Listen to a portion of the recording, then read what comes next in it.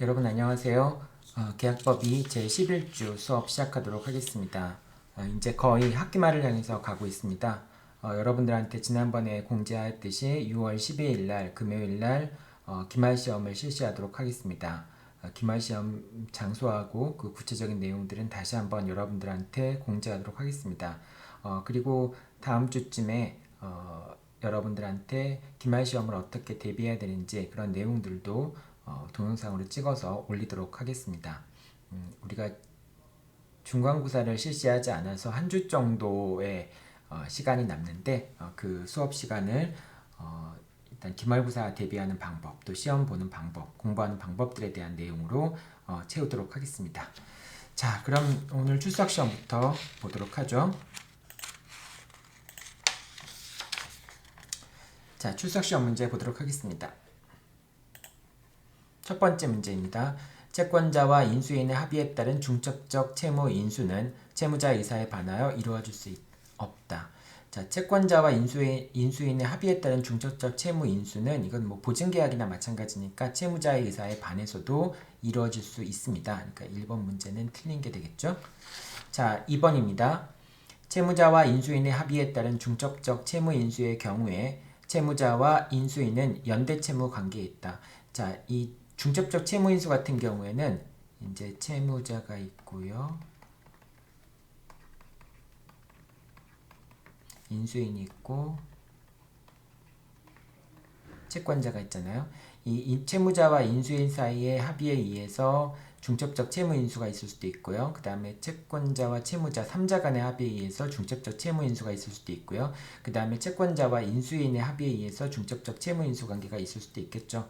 자, 그런데 채권자와 인수인 사이의 합의에 의해서 중첩적 채무인수가 있는 경우에 채권자와 채무자의 관계는 부진적 연대채무의 관계에 놓이게 됩니다.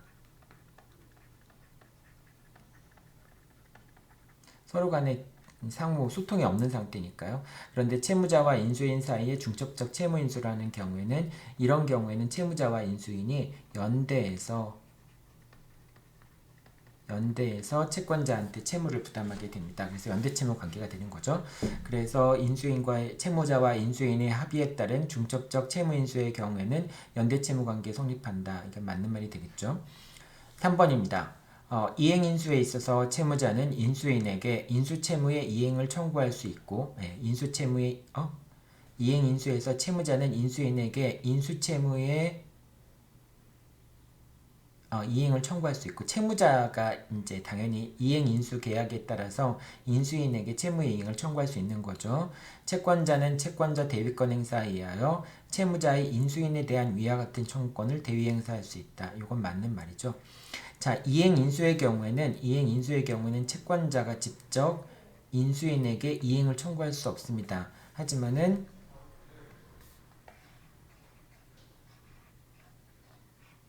직접 이행을 청구할 수는 없습니다. 하지만 채무자는 인수인에게 이행인수 계약에 따라서 이행할 것을 청구할 수 있고요. 이행 청구죠. 이것의 이행 청구의 근거는 이행인수 계약입니다.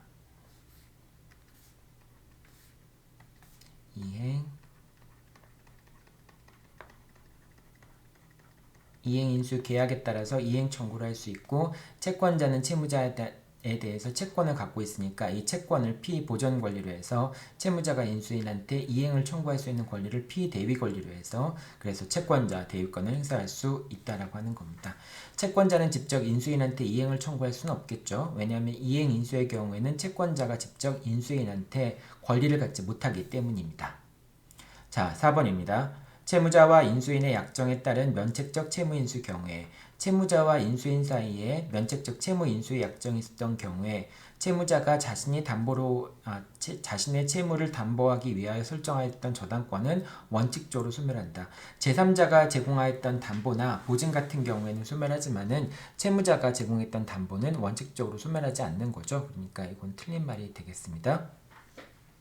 소멸하지 않는 거죠. 자, 5번입니다. 부동산의 매수인이 매매 목적물에 관한 채무를 인수하면서 그 채무액을 매매대금에서 공제하기로 약정한 경우 그 인수는 특별한 사정이 없다면 병존적 채무인수가 아니라 이행인수로 보아야 한다. 자, 이거는 좀 애매한 문장입니다. 여러분들도 이제 그 판결들을 보면은 이렇게 이제 특별한 사정이 없다면 그 인수는 특별한 사정이 없다면 병존적 채무인수로 본 경우도 있고요. 이행인수로 본 경우도 있습니다. 자, 그런데 이렇게 채무를 공제한 것에 대해서 대가를 받은 경우에는 대가가 지급된 경우에는 이행인수로 보아야 된다라고 하는 경우가 있는데요. 그런데 거의 이제 이행인수로 보는 경우와 병존적 채무인수로 보는 경우가 거의 표현들이 비슷합니다. 자, 일단은 이 부분은 수업 시간에 설명을 할게요. 그러니까 이 지문은 맞을 수도 있고 틀릴 수도 있는데 일단 대부분의 경우는 매수인이 매매 목적물에 관한 채무를 인수하면서 그만큼을 매매 대금에서 공제해주기로 약속한 경우에는 그런 경우에는 이행인수로 보는 경우가 훨씬 많다라고 여러분들이 생각하면 됩니다. 자, 6번입니다. 면책적 채무 인수에서 인수인의 소멸시효, 인수채무의 소멸시효는 채무 인수일로부터 채무가 인수됐다라고 하는 것은 결과적으로 채무가 있다라고 하는 것을 승인한 것으로 볼 수 있겠죠. 그래서 인수일로부터 새로이 소멸시효 기간이 기산되며 종전채무와 동일한 소멸시효 기간이 적용됩니다. 따라서 종전채무가 상사채무여서 5년의 소멸시효 기간이 걸린다면은 새로 채무를 인수하는 것이 상행이나 그런 게 아니어도 새로 인수하는 사람의 채무의 소멸시효 기간도 5년이 됩니다. 그래서 이거는 맞는 말이 되겠죠? 7번입니다. 면책적 채무 인수에 관한 약정이 있었던 경우, 면책적 채무 인수에 관한 약정이 있었던 경우, 채무자 또는 인수인은 상당한 기간을 정하여 이에 관한 승낙의 여부의 확답을 채권자에게 최고할 수 있고, 이제 그 면책적 채무 인수의 경우에는 채권자의 승낙이 필요한 것이죠. 그래서 채무자 또는 인수인은 승낙할지 여부에 대한 것을 확답을 채권자에게 최고할 수 있고, 채권자가 그 기간 내에 확답을 발송하지 않으면 거절한 것으로 보게 됩니다. 그래서 7번은 맞는 말이 되겠죠. 자, 8번입니다.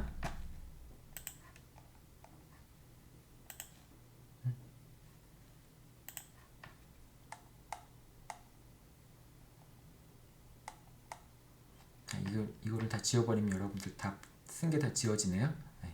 8번 볼게요.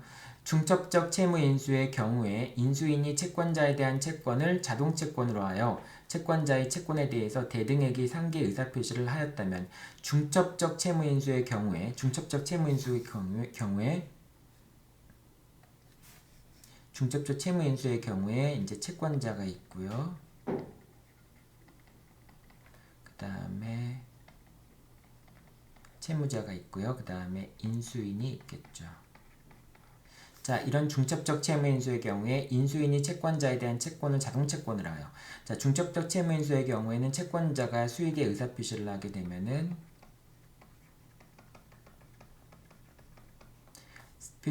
채권자는 인수인에 대해서 직접 채권을 취득하게 되죠. 근데 인수인이 채권자에 대한 채권을 자동채권을 하여, 만약에 인수인이 채권자에 대해서 채권을 갖고 있다면 이 채권을 자동채권으로 하여 채권자의 채권에 대해서 대등에게 상계 의사표시를 하였다면, 자, 그러면은 인수인이 상계의 의사표시를 하였다면 그 범위 내에서 채권자가 인수인한테 갖고 있던 이 채권은 소멸하게 되겠죠. 소멸하게 될 텐데 이때 채무자와 인수인은 요 동일한 채무에 대해서 채무자와 인수인 사이에는 부진정 연대 책임을 지거나 부진정 연대 채무를 부담하거나 또는 채무자와 인수인 사이의 약정에 의해서 채무 인수가 있는 경우에는 그냥 연대 채무를 부담하게 되죠. 자, 근데 어떤 경우이든지 상계에 의해서 인수인의 채무가 이제 소멸했을 경우에는 이제 부진정 연대 채무자 1인의 채무가 소멸했을 경우에는 그 범위 내에서 다른 채무자의 채무도 다른 연대 채무자의 채무도 소멸하게 되죠. 따라서 인수인의 채무가 채권자의 인수인에 대한 이 채권이 소멸하였다면은 채권자의 채무자에 대한 채무도 소멸한다라고 볼 수 있겠죠. 따라서 채무자의 채권자에 대한 채무도 상계에 의해서 소멸되었다고 보아야 합니다. 맞는 말이 되겠죠? 여러분들 이거는 상계 부분 내용을 좀 알고 있어야지만 이해를 할 수 있는 내용들이죠. 상계는 여러 군데에서 여러분들 시험 문제로 출제가 됩니다. 그러니까 누차 얘기하지만은 상계 부분은 잘 알고 있어야 돼요. 자, 일단 여러분들 다 체크했죠? 네, 나도 체크를 좀 해놔야 되겠네요. 자, 9번하고 10번 문제 보도록 하겠습니다. 9번입니다. 부동산의 매수인이 매매 목적물에 관한 근저당권의 피담보 채무를 인수하는 한편 그 채무액을 매매대금에서 공제하기로 약정한 경우에 다른 특별한 약정이 없는 이상 이는 매도인을 면책시키는 면책적 채무인수가 아니라 이행인수로 보아야 한다. 이건 맞는 말이 되겠죠. 이행인수로 보아야 하고 매수인은 공제하고 남은 매매대금을 지급할 뿐만이 아니라 공제하고 남은 매매대금을 지급하면은 매수인은 일단 매매대금 지급 의무를 다 이행을 한 것이 됩니다. 자, 그런데 여기선 지문은 그렇지 않죠. 공제하고 남은 매매대금을 지급할 뿐만 아니라 인수한 피담보 채무도 변제하여야 잔금 지급 의무를 다하였다고 할 것이다. 요거는 이제 잘못된 거죠. 틀린 부분이 요 부분이 때문에 그런 것이죠. 나머지 부분은 다 맞는데 인수한 피담보 채무도 변제하여야 잔금 지급 의무를 다하였다고 할 것이다. 요 부분 때문에 틀린 거죠. 자, 인수한 채무를 이행한지 여부는 잔금 지급 의무를 다 이행하는지 여부와 상관이 없습니다. 물론 경우에 따라서는 인수한 채무를 이행하지 않은 것이 잔금 지급을 하지 않은 것과 동일하게 취급될 수 있는 그런 특별한 사정이 있다면은 그러면은 잔금 의무를 지급하지 않은 것과 동일하게 취급이 돼서 계약을 해지하거나 그럴 수 있지만은 그런데 원칙적으로는 인수한 피담보 채무는 이거는 이제 매수인이 인수한 거니까 매수인이 언제 지급하든지 말든지 그거는 그리고 또 그 피담보 채무를 지급하지 않으면은 결국 매수인이 부동산이 이제 임의경매가 들어갈 거 아니에요. 저당권이 실행될 거 아니에요. 그러니까 결국 소유권 잃는 사람은 이제 매수인이 되겠죠. 그러니까 매수인은 인수하면서 공제됐던 그런 나머지 매매대금만 모두 지급하면 일단 매수인으로서의 매매대금 지급 의무는 다한 것이라고 볼 수 있습니다. 자, 이건 수업 시간에 다시 자세히 설명하도록 할게요. 자, 그 다음에 이행인수에 있어서 10번 문제입니다. 이행인수에 있어서 이행인수인이 채권자에 대하여 채무자의 채무를 승인하더라도 다른 특별한 사정이 없는 한 위 채무의 시효 중단 사유가 되는 채무 승인의 효력은 발생하지 않는다. 자, 이행인수에서 이행인수인 같은 경우에는 직접 채무자한테 채무를 부담하는 사람이 아니죠. 그렇기 때문에 채무에 대한 처분권이 있는 사람이 아니기 때문에 그 이행인수인이 채무에 승인을 한다고 해서 시효 중단 사유가 되는 것은 아닙니다. 그러니까 이행인수인이 채무를 승인하더라도 소멸시효 중단 사유가 되는 채무의 효력은 발생하지 않는다. 이거는 맞는 말이 되겠죠. 자, 이렇게 출석시험 다 살펴봤습니다. 이제 수업 내용 살펴보도록 하죠. 자, 채무 인수에 관한 내용들은 교과서에는 자세히 나와 있진 않죠. 양이 되게 적은데요. 근데 실제로 채무 인수에 관한 문제는 사례 문제에 많이 등장을 하게 됩니다. 그래서 여러분들이 채무 인수에 관련된 내용들을 잘 살펴봐야 되는데요. 사실은 교과서에 나와 있는 내용보다도 여러분들이 문제를 풀면서 판례하고 관련되어 있는 그런 쟁점들이 많이 있기 때문에 여러분들이 채무 인수의 내용을 잘 공부한다 할지라도 나중에 변호사 시험 가서 그 채무 인수에 관련된 문제들을 다 풀 수는 없는 부분들이 있어요. 그래서 오늘 설명에서 그런 부분까지 꼼꼼하게 설명을 할 텐데 여러분들이 교과서는 되게 분량이 작지만은 오늘 설명하는 내용들은 조금 분량이 작진 않을 것 같습니다. 여러분들이 그런 부분을 고려해서 교과서를 읽고 이 수업을 들었으면 좋겠습니다.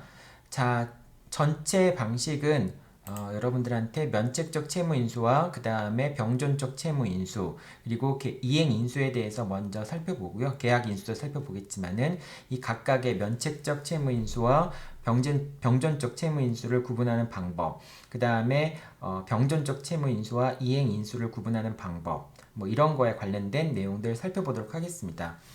먼저 면책적 채무인수인데요. 면책적 채무인수의 방법은 세 가지 방법으로 이루어질 수 있죠. 채권자와 채무자 인수인 사이의 3자 합의로 이루어질 수도 있고요. 채권자와 인수인 사이의 합의 또는 채무자와 인수인 사이의 합의에 의해서 면책적 채무인수가 있을 수 있습니다. 자, 채권자와 인수인 사이에 합의가 있을 경우에는 이제 면책적 채무인수가 있을 경우에는 채권자와 인수인 사이에 합의를 하는 거는 채무자의 동의가 필요는 없습니다. 자, 그렇지만은 제한되는 경우가 있는데요. 채무의 성질이나 이해관계 없는 제3자 같은 경우에는 채무자의 의사에 반해서 채무 인수를 할 수가 없게 됩니다. 자, 그리고 세 번째 이제 채무자와 인수인의 합의에 의해서 면책적 채무인수가 일어나는 경우가 있습니다. 자, 그렇게 되면은 채무자와 인수인 간의 합의에서 이 채권자가 있고요. 그 다음에 채무자가 있고 인수인이 있죠. 이 채무자와 인수인 사이의 합의에 의해서 면책적 채무인수가 일어나는 경우를 얘기하는 겁니다. 이 경우에는 채권자의 승낙이 필요하겠죠. 인수에 대해서 채권자의 승낙이 필요하게 됩니다. 채권자의 승낙이 없으면은 이 인수인은 면책적 채무인수로 해서 직접 채권자한테 채무를 부담하는 게 아니라 이행인수로서 효력이 있다라고 얘기를 합니다.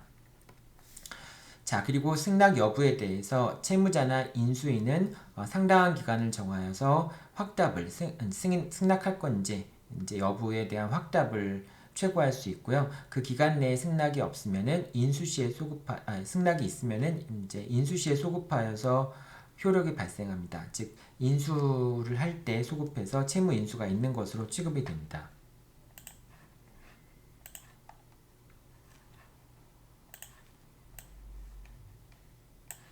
자, 면책적 채무 인수의 경우에는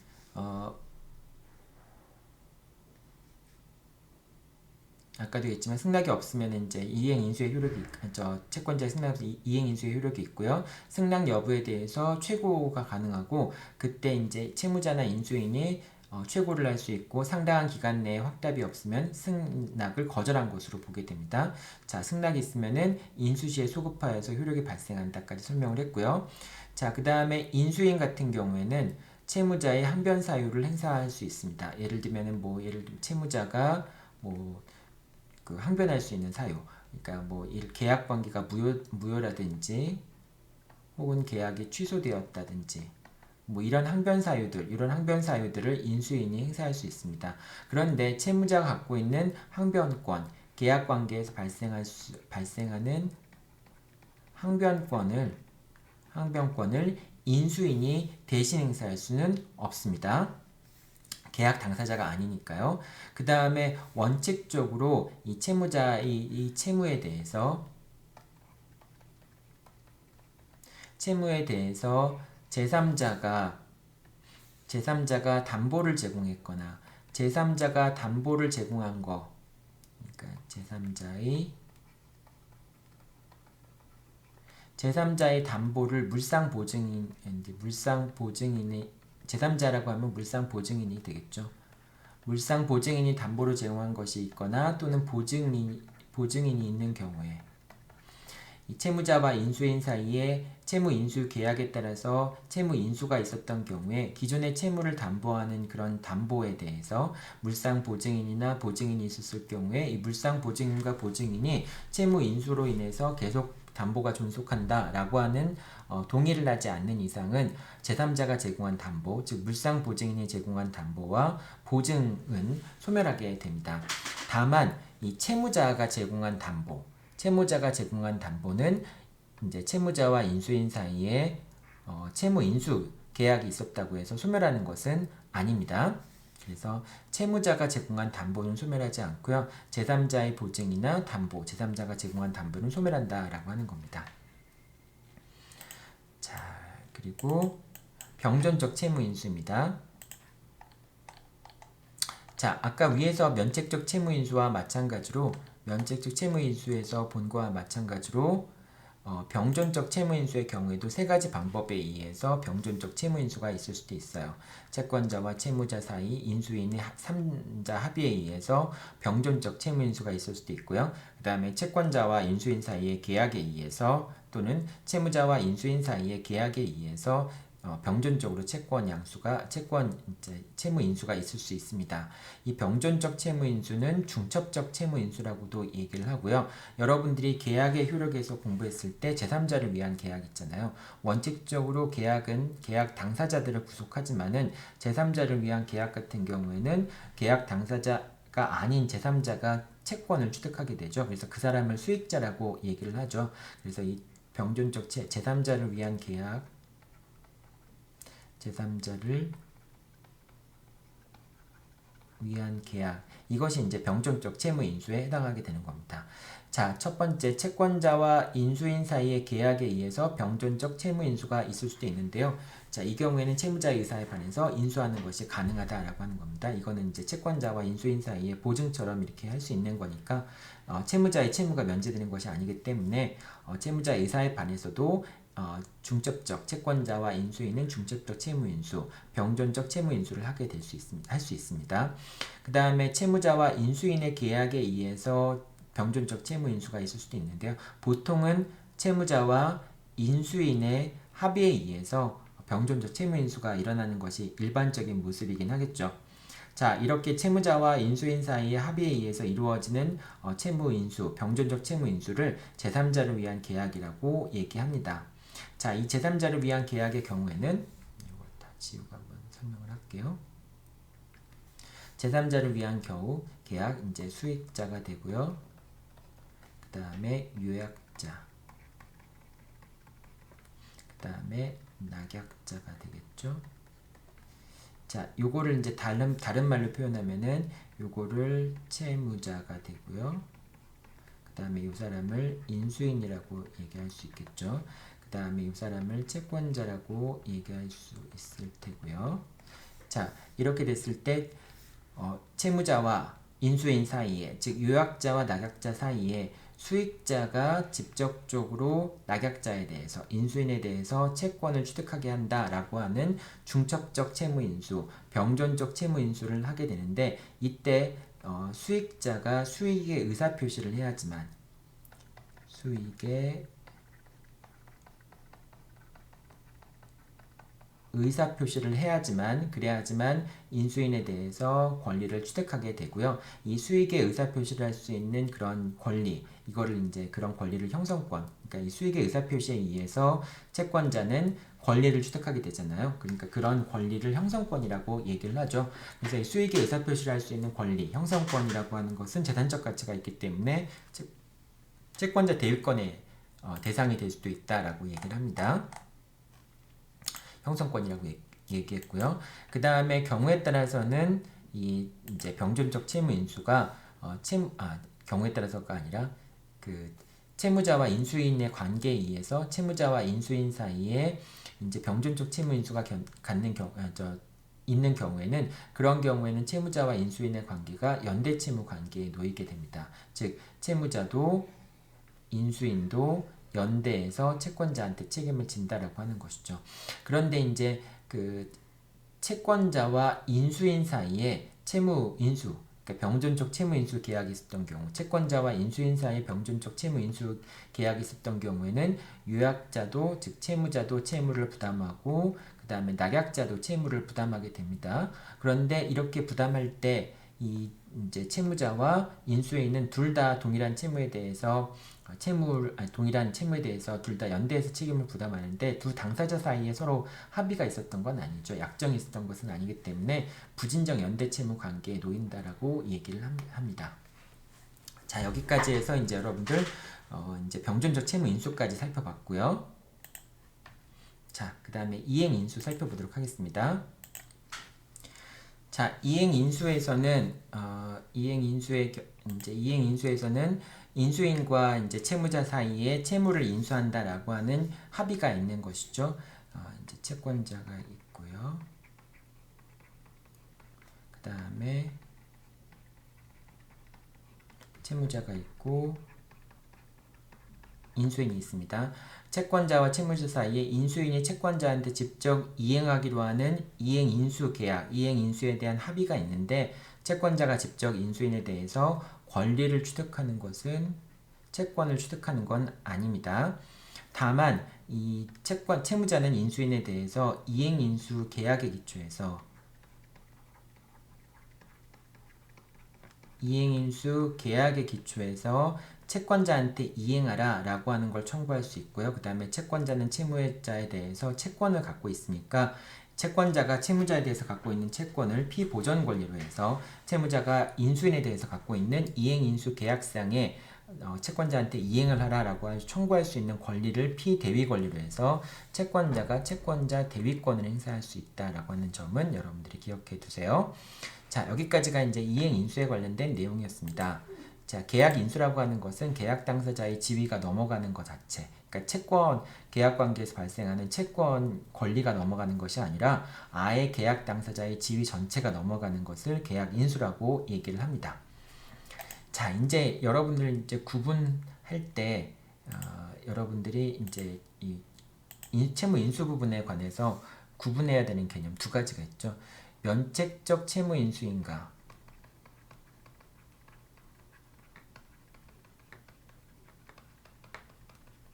면책적 채무 인수인가 병존적 채무 인수인가.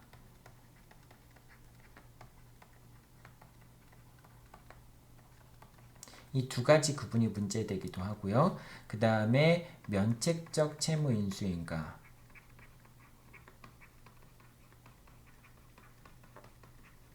또는 이행 인수인가, 이 부분이 문제되기도 합니다. 네, 설명을 잘못했네요. 주로 문제가 되는 게 이제 그 면책적 채무인수가 아니라 병존적 채무인수에 관련된 게, 이게 면책적 채무인수가 아니라 병존적 채무인수와 이행인수의 관계들이 문제가 되는 경우가 있습니다. 그러니까 채무인수가 됐는데 당사자들 간에 이것이 병존적 채무인수냐 아니면은 면책적 채무인수이냐 아니면은 이 채무인수가 병존적이냐 이행인수냐 단순한 이행인수냐 이것에 대한 다툼들이 있는 경우들이 있어요. 자, 그런 경우들이 어떻게 처리되는지 한번 살펴보도록 하겠습니다. 자, 먼저 면책적 채무인수와 병존적 채무인수가 이제 구분이 문제되는 경우들도 있습니다. 이건 어떤 경우에 주로 문제가 되냐면은 이제 채권자가 있고요. 알겠습니다. 채무자가 있고 그 다음에 인수인이 있습니다. 근데 이제 채권자와 채무자와 인수인 사이에 이행인수, 채무에 대한 이행인수 합의가 있었어요. 이행인수 합의가 있었는데 그 이행인수가 채무인수에 대한 합의가 있었는데 그 채무인수가 면책적 채무인수이냐 병존적 채무인수이냐에 대한 다툼이 있는 경우가 있는데, 자, 면책적 채무인수와 병존적 채무인수의 차이점은 뭘까요? 면책적 채무인수와 병존적 채무인수의 차이점이라고 하면은 인수인이 채무를 인수한다는 점에서는 공통되죠. 하지만은 차이점이라고 한다면은 기존의 채무자가 면책이 되느냐 안 되느냐에 따라서 면책적 채무 인수인 것이고요. 면책이 안 된다고 한다면은 병존적 채무 인수가 되는 것이겠죠. 따라서 면책적 채무 인수이냐 병존적 채무 인수이냐에 대해서 이해관계를 갖고 있는 사람은 누구일까요? 특히 이게 이제 병존적으로 인정되는 경우가 불이익해지는 경우, 이건 채무자가 되겠죠. 따라서 채권자가 채무자한테 이제 이행을 청구했을 경우에 채무자는 그 채무 인수가 있었기 때문에, 즉 면책적 채무 인수가 있었다라고 주장을 하겠죠. 그런데 채권자 입장에서는 뭐라고 주장을 할까요?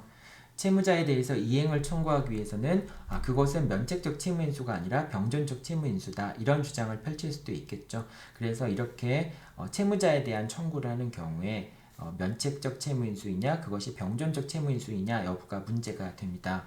자, 그런데 이제 뒤에서 병존적 채무 인수와 이행 인수가 구분이 되는 경우들도 있는데요. 자, 채권자, 그 다음에 채무자, 그 다음에 인수인, 이 세 사람이 있을 때, 자, 이것이 병존적 채무 인수이냐 병존적 채무 인수이냐 아니면 단순한 이행 인수이냐, 이것에 따라서 이해관계가 달라지는 사람은 누구일까요?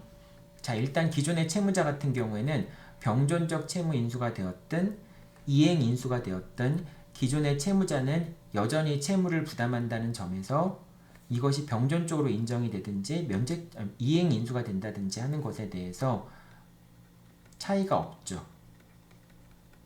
채무자는 차이가 없습니다. 다만 인수인의 이해관계에서는 차이가 있을 수 있겠죠. 만약에 이게 병존적 채무 인수로 인정이 된다면은 채권자는 인수인에 대해서 직접 채권을 취득을 하고요. 인수인은 채권자에 대해서 직접 채무를 부담하게 되겠죠. 그런데 이행 인수라고 본다면은 인수인은 채권자한테 이행해야 될 의무를 채무자한테 대해서 부담을 하는 거죠. 그리고 채권자도 인수인에 대해서 직접적으로 채권을 취득하지는 않게 됩니다. 결과적으로 이행 인수냐 병존적 채무 인수냐에 따라서 인수인과 채권자 사이 이해관계가 달라지는데 채권자는 인수인에게 이행을 청구하면서 당신 채무자와 인수인 사이에 채무 인수는 병존적 채무 인수이다 라고 주장을 하겠죠. 그래야지만 채권자가 인수인한테 이행을 직접적으로 청구할 수 있으니까요. 제3자를 위한 계약이 돼서.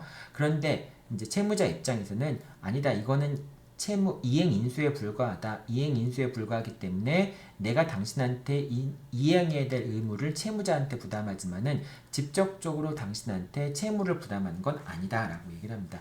이제 이런 경우가 어떤 경우가 문제가 될 수 있냐면은 인수인이 X라는 부동산이 있어요. 근데 인수인이 무자력인 상태에서 이 X라는 부동산을 제3자한테 매각을 했어요.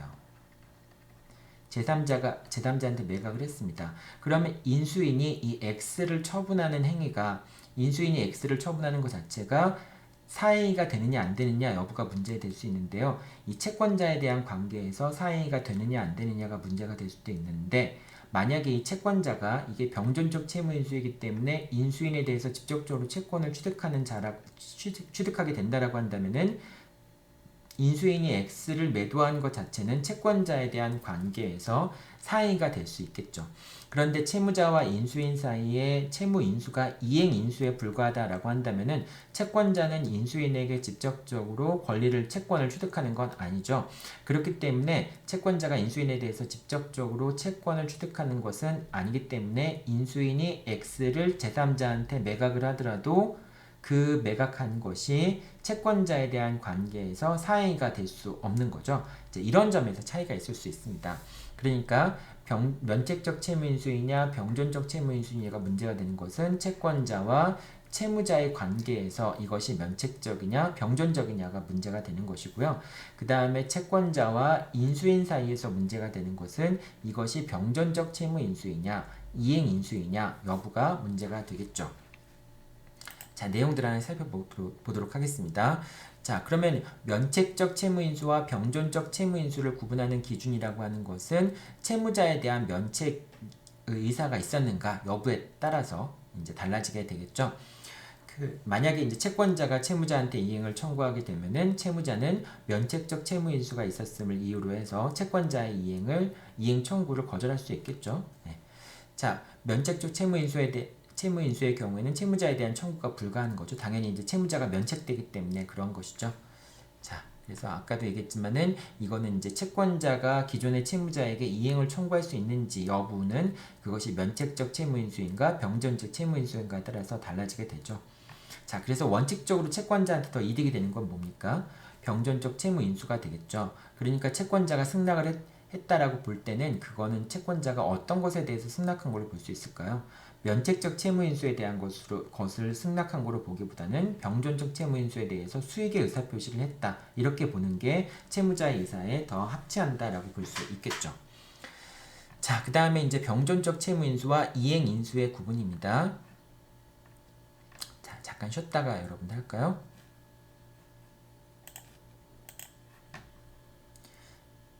자, 2교시 수업 시작하도록 하겠습니다. 병존적 채무인수와 이행인수의 구분인데요. 채권자의 인수인에 대한 채권 취득 여부, 즉 채권자가 직접 인수인에 대해서 채권을 취득하는지 여부가 병존적 채무인수와 이행인수를 구분하는 가장 중요한 기준이 되는 겁니다.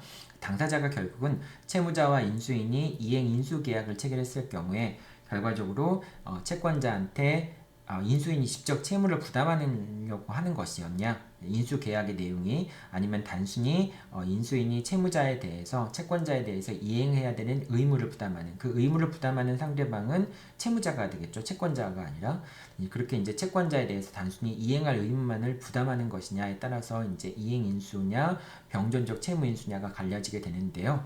자, 먼저 이제 당사자 의사를 기준으로 판단해야 되겠지만은 중요한 것은 인수인에 대해서 인수인에 대해서 채권자가 직접적으로 채권을 취득할 수 있느냐 여부에 대한 이제 그 부분이 핵심이 되는 것이죠. 자, 그래서 만약에 병존적 채무인수라고 인정이 됐을 경우에는 인수인의 책임재산 처분은 채권자에 대한 관계에서 사행위가 될 수 있습니다. 왜냐하면 병존적 채무인수의 경우에는 채권자가 직접 인수인에 대해서 채권을 취득하기 때문에 그런 것이죠.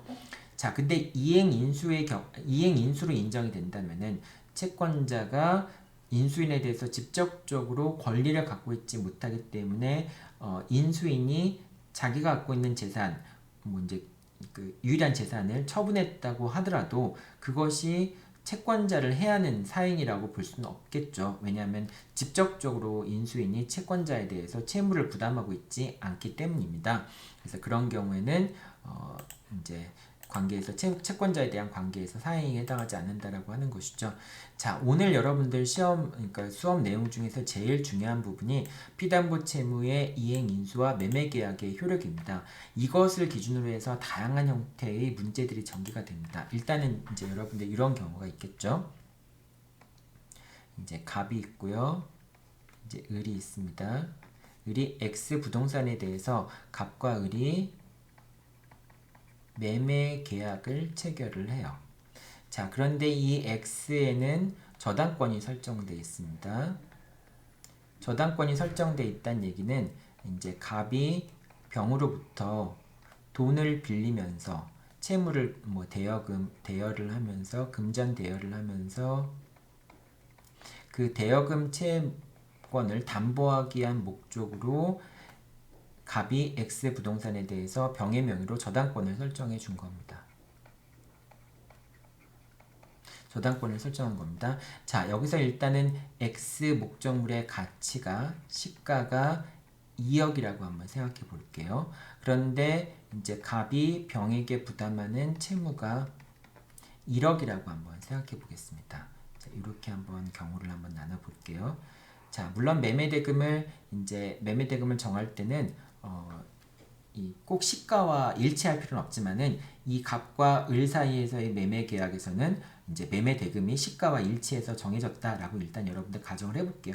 보통 우리가 매매 계약 체결하면은 시가에 따라서 계약을 체결하잖아요. 그러니까 이제 시가에 따라서 계약이 체결됐다라고 생각을 한번 해볼게요. 그리고 이제 매매 계약은 사실 계약금과 중도금과 잔금으로 나눠서 정해지지만은 여기서는 그냥 한 번에 매매 대금을 지급하는 걸로 일단 얘기를 한번 해볼게요.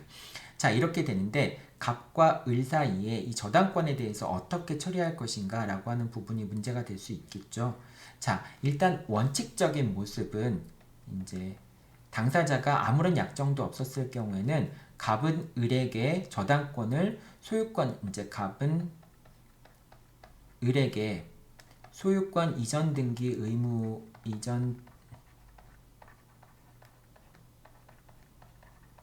소유권 이전 등기 의무를 부담하지만은 또 어떤 의무도 부담을 해요. 이 저당권을 말소해야 될 의무도 부담하죠. 왜냐하면 갑은 을에게 X 부동산의 소유권을 넘기면서 단순히 소유권만 넘기는 것이 아니라 다른 부담이 없는 완전한 소유권을 넘겨야 되는 의무가 있는 것이죠. 따라서 을의 입장에서는 그 저당권이 설정되어 있다면 매매대금의 지급을 거절할 수 있겠죠. 소유권 이전 등기와 저당권의 말소도 역시 매매대금의 지급과 동시행 관계라고 얘기를 할 수 있습니다. 자, 근데 이렇게 처리가 되는 방법도 한 가지가 있고요. 또 한 가지는 두 번째는 당사자 사이에 이 저당권의 피담보 채권을 어떻게 할 것인가 라는 부분에 대해서 합의를 하는 경우가 있어요. 보통은 어떻게 합의를 하냐면은 갑과 을이 합의를 할 때 이제 이 목적물의 가치가 1억인데 병이 이제 을이 1억의 채무를 인수하기로 하는 겁니다. 을이 1억의 채무를 인수하고 그 대신 그 1억의 채무를 매매 대금에서 공제해서 매매 대금을 1억으로 약속을 하는 겁니다.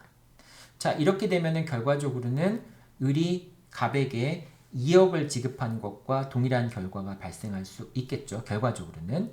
자, 이렇게 되는데요. 그래서 이제 갑과 을 사이에 매매 대금을 1억으로 해서 매매 대금을 1억으로 하고 그 다음에 그 을은 갑 대신에 병에게 1억의 채무를 인수해서 1억을 지급하기로 하는 약속을 하는 그 계약, 이런 식으로 계약이 진행될 수도 있습니다.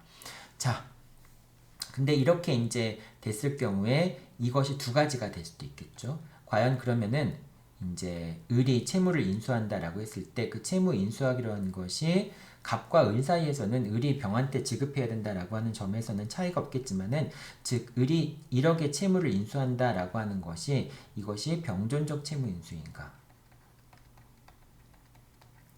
이것이 단순한 이행 인수인가, 이 부분이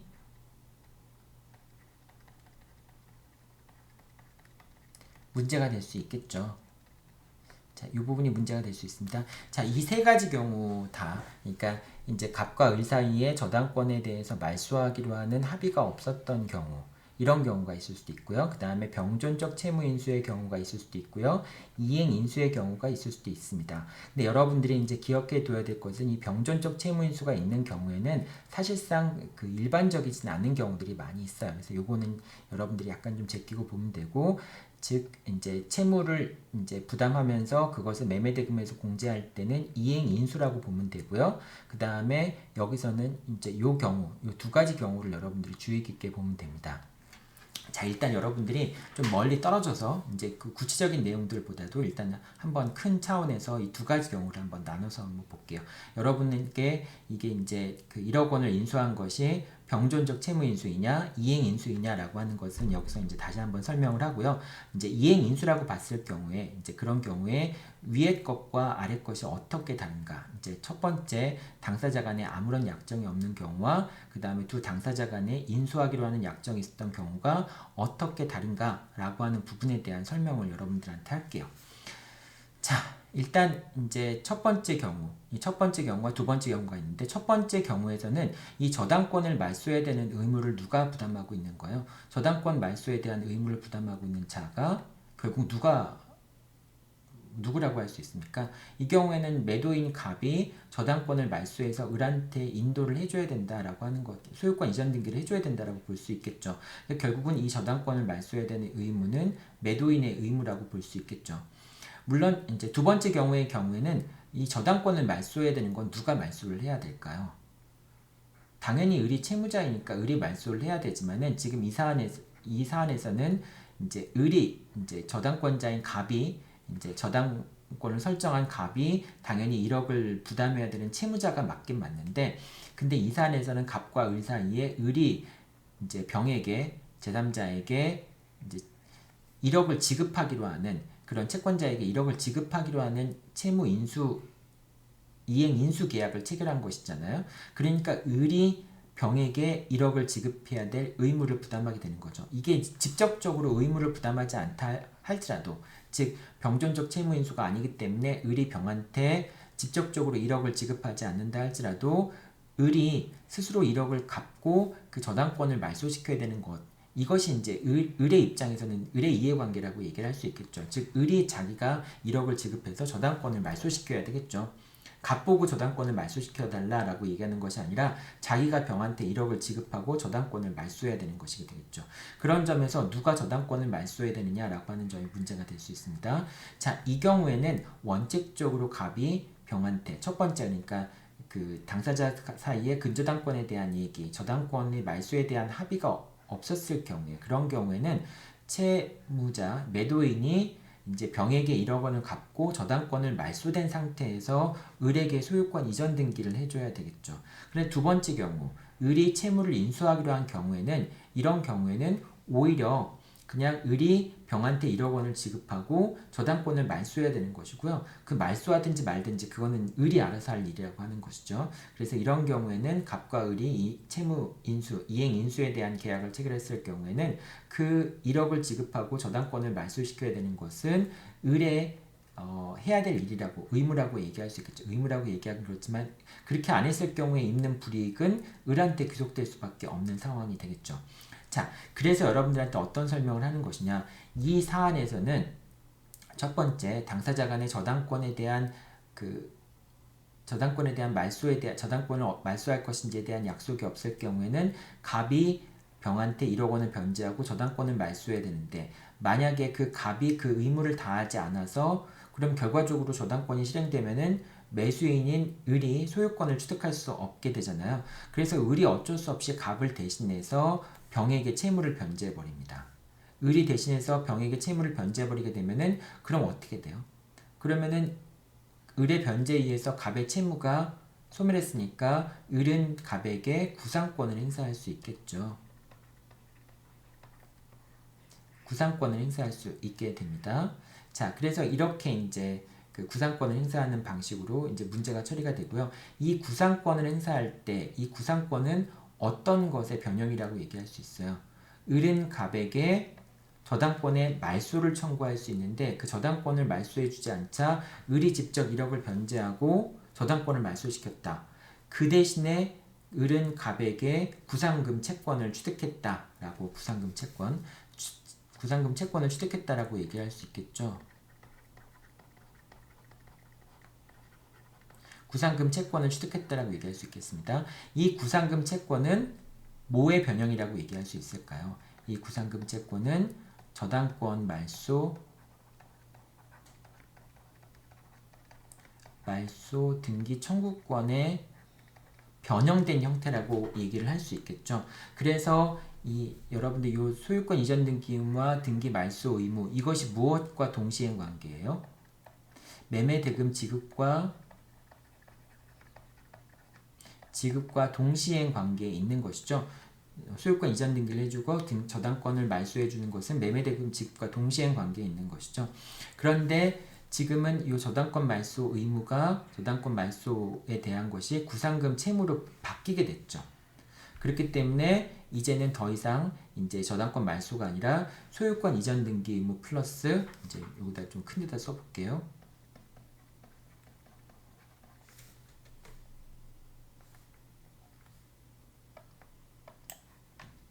소유권 이전 등기 의무와 그 다음에 구상금 채무 이것과 매매대금 지급 의무가 동시행 관계에 놓이게 됩니다. 자, 근데 아까는 이제 이 저당권이 말소되기 전이라고 한다면 이 구상금 채무가 들어가 있는 것이 아니라 뭐가 들어가 있어야 돼요? 저당권 말소 의무가 들어가 있어야 되죠.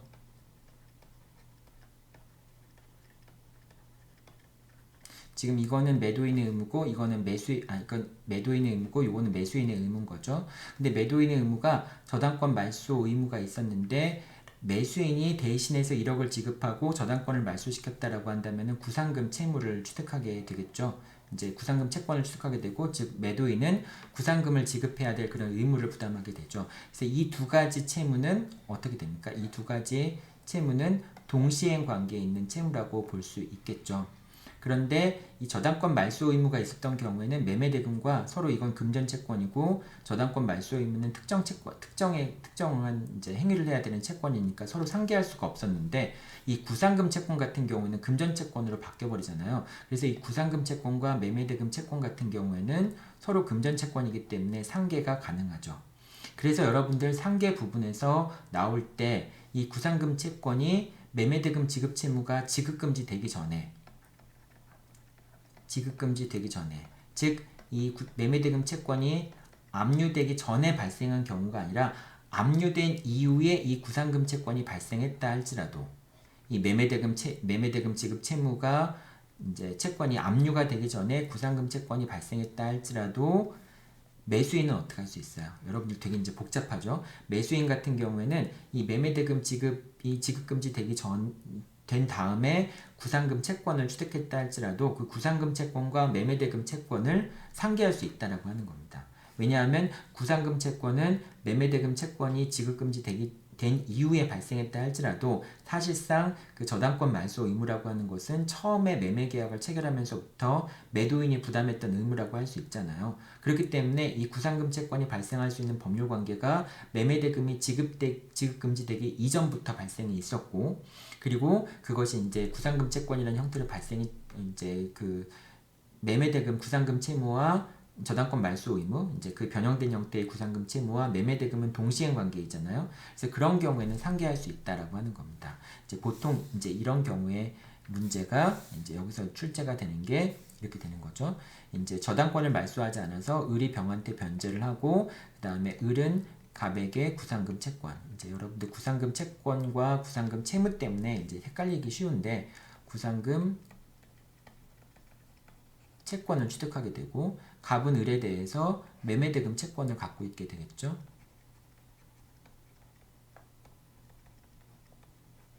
매매대금 채권을 갖게 되고 구상금 채권을 갖게 되고, 당연히 을은 소유권 이전 등기 소유권 이전 등기 청구권을 갖게 되겠죠. 요걸 이제 두 가지가 동시행 관계인데, 근데 이제 뭐 매도인의 채권자, 갑의 채권자인 뭐 정이라는 사람이 이 매매대금 채권에 대해서 압류를 했다라고 했고, 압류 및 전부 명령을 받았거나 압류 및 추심 명령을 받아서, 그래서 이제 을한테 매매대금에 대해서 추심금이나 전부금의 청구를 하는 경우에 을이 갑에 대한 채권으로 상계할 수 있겠느냐라는 게 문제가 되는데요. 이 구상금 채권이, 즉 압류 이후에 을이 병한테 1억을 변제해서 을이 구상금 채권을 취득한 경우에, 그런 경우에 이제 구상금 채권과 매매대금, 전부 명령이나 추심 명령에 의해서 전부금이나 추심금을 청구할 때 을이 이 구상금 채권에 대해서 구상금 채권으로 상계할 수 있겠느냐라고 하는 건데요. 비록 매매대금의 지급 금지된 이후에 구상금 채권이 발생했다고 할지라도 이 구상금 채권은 원래부터 계약 체결할 때부터 존재했던 저당권 말소 의무의 변형된 형태로 볼 수 있기 때문에, 비록 매매대금이 압류된 이후에 발생했다 할지라도 상계할 수 있다라고 하는 논리가 전개되는 겁니다. 지금 여러분들한테 설명했던 이 첫 번째 내용들은 지금 계약법 2에서 설명하는 내용들이 아니에요. 이것은 상계 부분에서 여러분들이 이제 동시행과 상계에서 이런 내용들이 나오게 됩니다. 동시행 부분과 상계 부분에서 이렇게 매수인이 매도인의 채무를 대신 변제해서 구상권을 취득하는 경우에 그 구상금 채권과 매매대금 채권은 동시행 관계이다 라고 하는 게 동시행 부분에서 한번 나오고요. 그 다음에 이게 동시행 관계이기 때문에 비록 매매대금 채권이 지급된 이후에 구상금 채권이 발생했다 할지라도 상계할 수 있다라고 하는 설명이 상계에서 또 한 번 나와요. 여러분들이 교과서에는 이런 사례 내용들이 나오진 않지만은 이 첫 번째 내용과 관련해서 여러분들이 두 군데서 나온다는 거. 첫 번째는 동시행 부분에서 이 구상금 채권과 매매대금 채권이라고 하는 건 동시행 관계이다. 왜냐하면 저당권 말소 의무와 매매대금 지급 의무가 동시행 관계이니까 동시행 관계다라고 하는 게 그 동시행 항변권 할 때 설명이 한번 나오고요. 그리고 그것이 동시행 관계이기 때문에 나중에 을이 상계 의사표시를 할 때 구상금 채권과 매매대금 채권을 상계할 때 당연히 상계할 수 있겠지만은 변제기가 똑같으니까요. 동시행 관계이니까 상계할 수 있지만은 비록 그 구상금 채권이 매매대금 채권이 지급 금지된 이후에 발생한다 할지라도 그 구상금 채권이 발생하기 전부터 매도인은 저당권을 말소해야 될 의무를 부담하고 있었잖아요. 그러니까 그 기초적인 법률 관계들이 이제 지급금지 되기 전부터 존재하고 있었고, 그것에 따라서 이제 을이 구상금 채권을 취득하였고, 구상금 채권과 매매대금 지급과 구상금 지급이라고 하는 건 동시행 관계이기 때문에, 그래서 을은 상계 의사표시를 할 수 있다라고 하는 두 군데서 나온다는 얘기 했잖아요. 이 두 가지 문제가 서로 밀접하게 관련이 돼 있어요. 당사자가 설정되어 있는 저당권에 대해서 별도의 합의를 하지 않으면 첫 번째 경우로 가게 되고요. 근데 당사자가 그 설정되어 있는 저당권의 피담보 채무를 매수인이 인수하기로 하게 된다면은 요 2번 사안으로 가게 되고요. 그래서 이것에 따라서 그 처리 방법이 달라지기 때문에 보통 이제 시험 문제에서는 공통된 사실관계로 뭐 이제 매매 목적물의 저당권이 설정돼 있다라는 걸 기초로 해서 이 두 가지 경우로 다 전개가 될 수 있어요. 첫 번째 경우로 전개가 될 수도 있고요. 또는 두 번째 경우로 전개가 될 수 있어요. 그래서 이제 이 두 가지를 같이 설명을 하는 겁니다. 요게 이제 첫 번째 경우가 계약법 2에 나와 있는 쟁점 범위에 포함되어 있지는 않지만은 여러분들이 공부할 때는 이 두 가지를 항상 연결시켜 놓고 공부를 해야 돼요. 그래서 문제가 일로 갈 수도 있다 또는 일로 갈 수도 있다라고 하는 걸 염두에 두고, 지금 이거는 여러분들 계약법 2의 기말시험 문제를 얘기하는 게 아니에요. 여러분이 나중에 변호사 시험 공부할 때 이런 어떤 그 매매 목적물의 저당권이 설정돼 있을 때 일로 갈 것인가 일로 갈 것인가를 여러분들이 머릿속에 딱 그 구도를 잡고 있으면 문제를 풀기가 쉽겠죠. 근데 이런 구도를 잡고 있지 않고 개별적인 부분만 공부하게 되면은 이것이 일로 가야 되는 건지 일로 가야 되는 건지 헷갈리는 경우들이 발생을 할 수가 있어요. 그래서 같이 연결시켜 설명을 하는 겁니다. 이게 시험에 이제 기말고사 시험에 나오기 때문에 여러분들한테 설명하는 건 아니에요. 우리가 지금 그 이제 수업을 같이 법학을 공부하는 게 기말고사만을 보기 위해서 하는 건 아니잖아요. 나중에 변호사 시험 가서 이제 변호사 시험 보는 걸 대비하기 위해서 공부하고 있는 거니까 지금 같이 설명을 한 겁니다. 그래서 여러분들이 조금 어렵겠지만은 계약법 1에 나와 있는 내용들을, 이런 내용들을 같이 연결해서 공부하면 더 좋을 것 같아요. 자, 이제 여기까지는 이제 조금 돌았지만은 여러분들한테 이제 채무 그 이제 동시행위 항변권과 또는 이제 그 상계에 관련된 쟁점들을 얘기를 한 것이고요. 이제 오늘 우리 수업하는 내용들에 관련된 내용들을 살펴보겠습니다.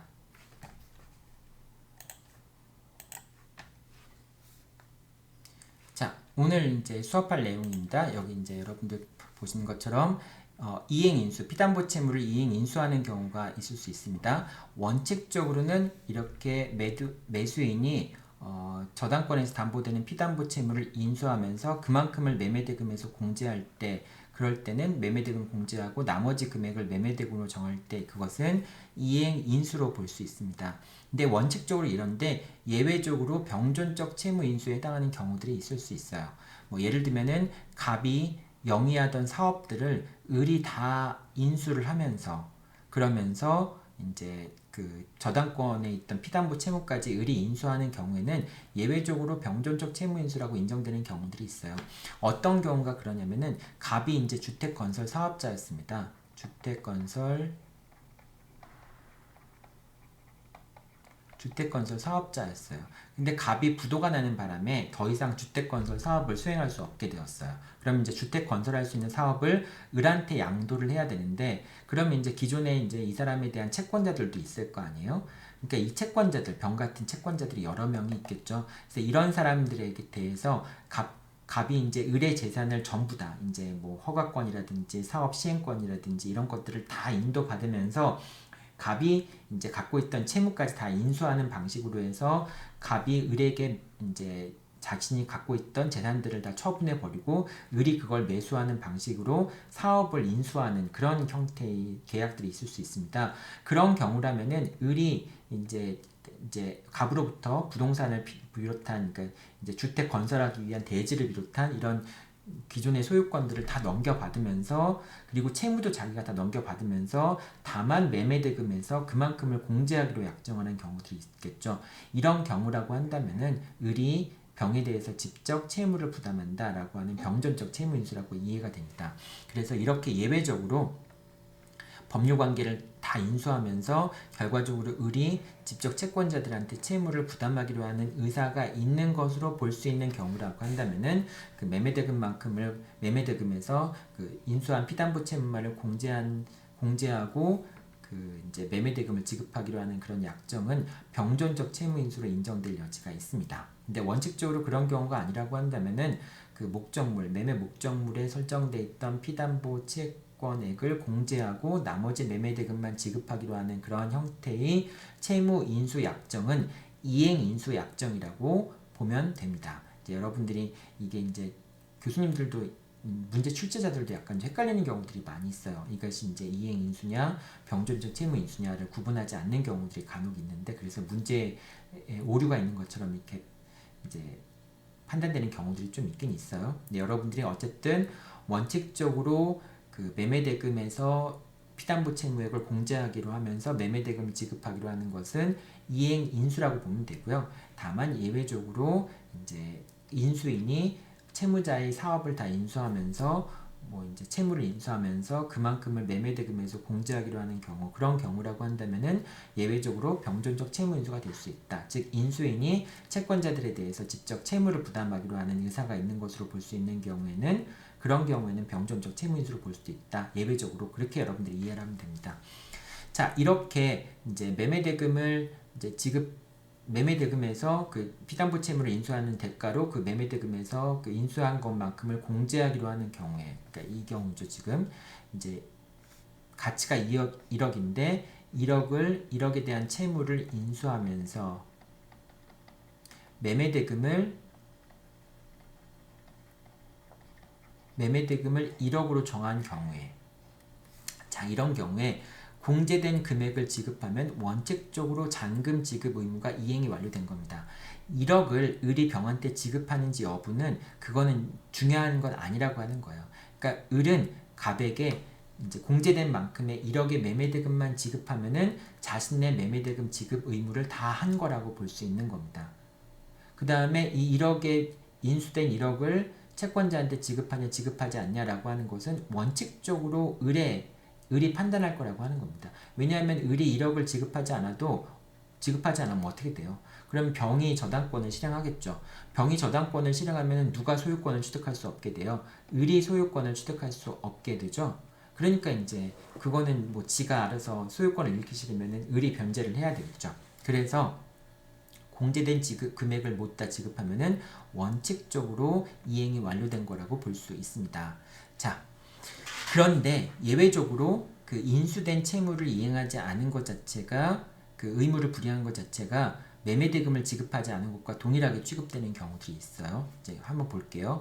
인수채무의 불이행이 매매대금의 불이행과 동일시할 수 있는 예외적인 사유가 있는 경우, 뭐 예를 들면은 이제 을이 소유권 이전 등기를 해줄 때까지 을이 잔금, 이제 병에 대한 채무를 전부 지급하고 근저당권을 말소하기로 했다든지, 이런 식의 당사자의 약정이 있었다든지, 그런 경우라고 한다면은 예외적으로 이제 어느 시점까지 인수된 채무를 다 이행하면서 소유권 이전도 한다라고 하는 식의 당사자들의 권리 의무를 정한 경우, 그런 경우라고 한다면은 그 인수 채무를 이행하는 것이 매매대금을 지급하지 않은 것과 동일한 그 성격을 갖는다라고 볼 수 있는 경우도 있어요.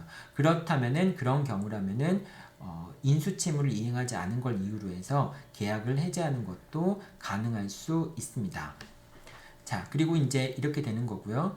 만약에 이행인수가 있었는데 채무자가 인수인 대신에 변제한 경우, 사실 이 말은 약간 좀 문제가 있죠. 왜냐하면 채무자가 자신이 병한테 부담하고 있는 채무를 자신이 변제한 거니까 자신의 채무를 변제한 거예요. 그런데 채무자와 인수인 사이에서는 누가 변제하기로 약속을 했어요? 인수인이 변제하기로 약속을 한 거였죠. 근데 인수인이 변제를 안 하니까 채무자가 자신의 채무를 자신이 이행할 수밖에 없는 그런 경우가 생길 수 있겠죠.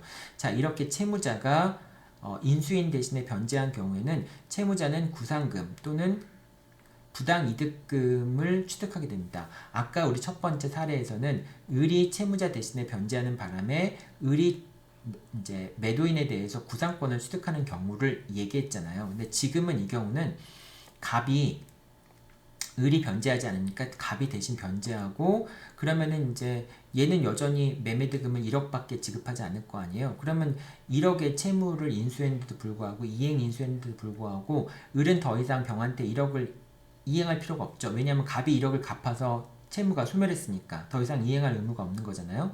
그 대신 갑은 을에게 이행 인수 계약에 따른 뭐 손해배상금이나 부당이득금을 청구할 수가 있게 됩니다. 그러니까 이 1억을 청구할 수 있다라고 하는 거죠. 이거를 뭐 이행 인수 계약상의 손해배상금이라든지 구상금이라든지 그런 걸로 해서 1억을 청구할 수 있게 됩니다. 이 1억을 청구하는 것은 이 이행 인수에 따라서 이제 그 계약에 따라 청구할 수 있는 것이죠. 을이 1억을 지급하기로 했는데 을이 안 했으니까 갑이 대신 지급한 것이고, 그 갑이 대신 지급한 것을 을한테 청구할 수 있게 되겠죠. 결과적으로 갑이 만약에 1억을 병한테 갚았다면은 갑은 어떻게 할 수 있어요?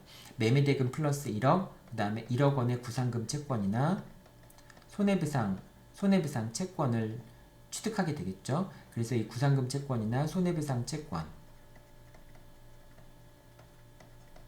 손해배상금 1억을 청구함으로써 결과적으로 갑은 을한테 X 부동산의 가치에 해당하는 그 2억만큼을 받아낼 수가 있겠죠. 자, 이렇게 이제 할 수 있고요. 이 구상금 또는 부당이득금은 소유권 이전 등기 의무와 동시행 관계에 있다라고 하는 겁니다. 그러니까 이제 을이 이제 갑은 어떻게 할 수 있어요? 을한테 매매대금을 청구할 수 있고요.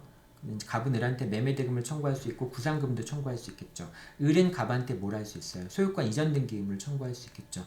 그러니까 이 을이 갑한테 할 수 있는 소유권 이전 등기 청구와 이제 이 을이 갑한테 할 수 있는 소유권 이전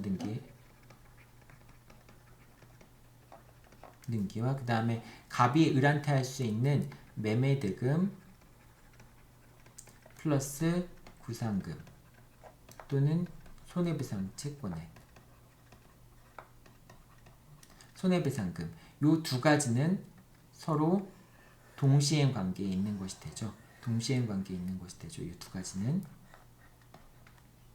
매매대금만이 아니라 구상금 채권도 동시행 관계에 있다라고 하는 겁니다. 여러분들 이 첫 번째 경우와 두 번째 경우를 계속 비교해보면 되게 헷갈리죠.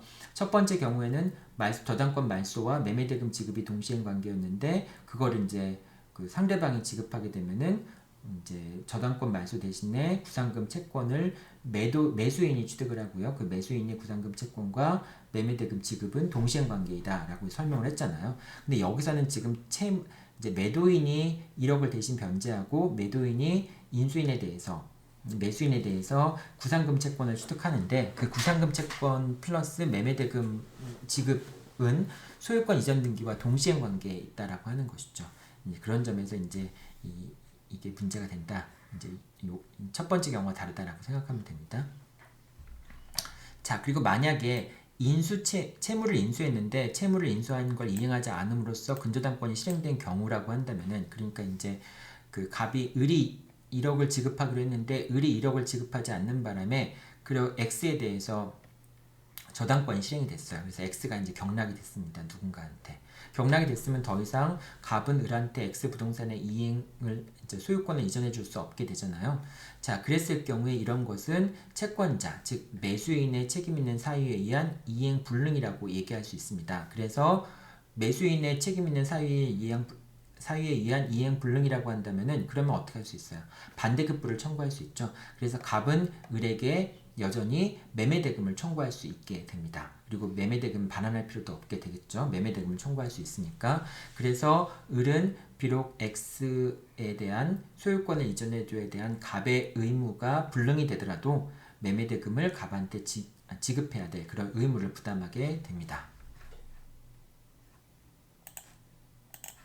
자, 요 밑에 있는 거는 아까 내가 설명했던 내용들을 다시 한번 좀 설명한 거예요.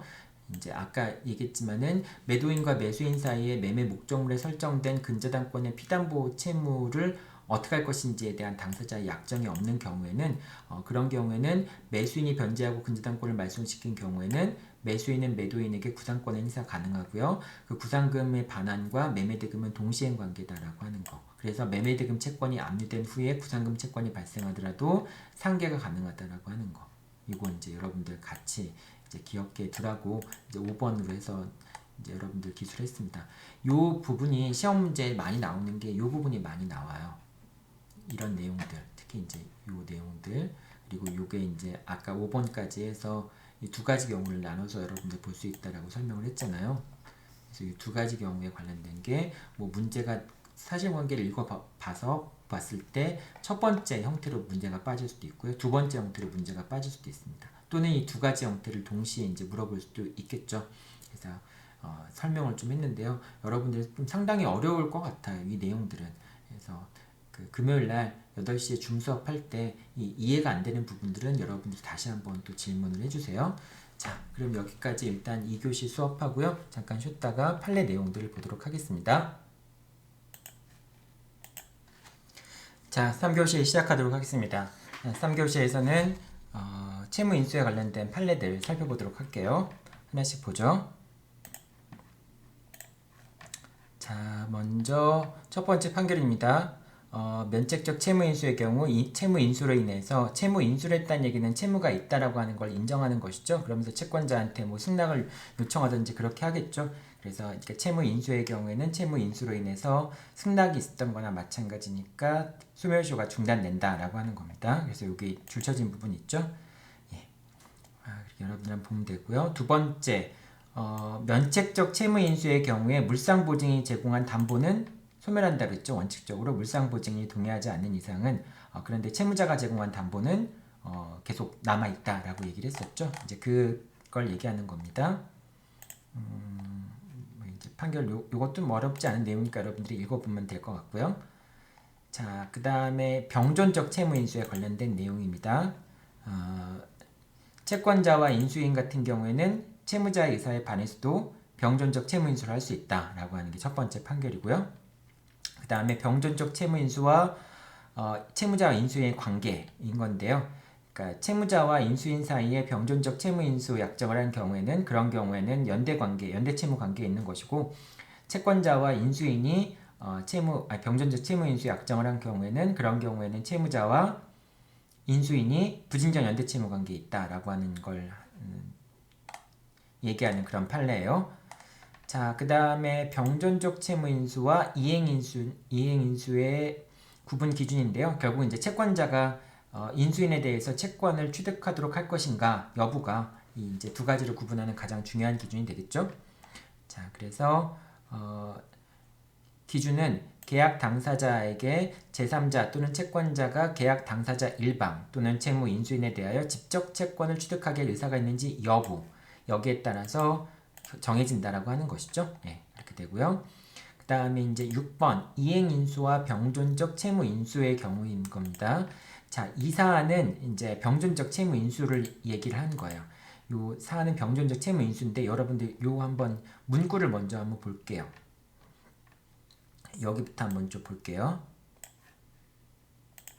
자, 사업이나 부동산을 매수하는 사람이 근저당 채무 등 그 부동산에 결부된 부담을 인수하고 그 채무액만큼 매매대금을 공제하기로 약정하는 경우에 매수인의 그러한 채무 부담의 약정은 채권자의 승낙 없는 한 매도인 측을 면책시키는 이른바 면책적 채무인수라고 볼 수 없다. 나아가서 그러한 약정이 이행인수에 불과한지 아니면 병존적 채무인수, 즉 제3자를 위한 계약인지를 구별함에 있어 그 판별 기준은 계약 당사자에게 제3자 또는 채권자가 계약 당사자 일방 또는 채무인수인에 대하여 직접 채권을 취득하게 할 의사가 있는지에 달려있다. 뭐 구체적으로는 계약 체결의 동기라든지 그런 걸 보고서 알 수밖에 없다라고 하는 것이죠. 여기서 이제 여러분들 요 문구 근저당 채무 등 그 부동산에 결부된 부담을 인수하고 그 채무액만큼 매매대금을 공제하기로 약정하는 경우 매수인의 그러한 채무 부담 약정은 채권자의 승낙 없는 한 그 매도인을 면책시키는 면책적 채무 인수라고 볼 수 없다. 여기까지가 이제 이 얘기가 나오잖아요. 그리고 이제 쭉 얘기를 하면서 이 사안에서는 이 채무 인수가 병존적 채무 인수라고 판단이 됐어요. 그러니까 이제 매매 대금을 공제하고 이제 채무를 인수하면서 그만큼을 매매 대금에서 공제를 한 경우에 그런 경우에 병존적 채무 인수라고 인정이 됐습니다. 자, 그런데 다른 판결 한번 볼게요. 이행 인수 판결인데요. 여러분들 7번 판결입니다. 자, 이 7번 판결 문구도 한번 보세요. 부동산의 매수인이 매매 목적물에 관하여 근저당권의 피담보 채무를 인수하는 한편 그 채무액을 매매 대금에서 공제하기로 약정한 경우 다른 특별한 사정이 없는 이상 이는 매도인을 면책시키는 채무 인수가 아니라 이행 인수로 보아야 한다 라고 돼 있죠. 아까 거랑 거의 문구가 비슷하죠. 이제 여러분들 한번 문구를 한번 볼까요?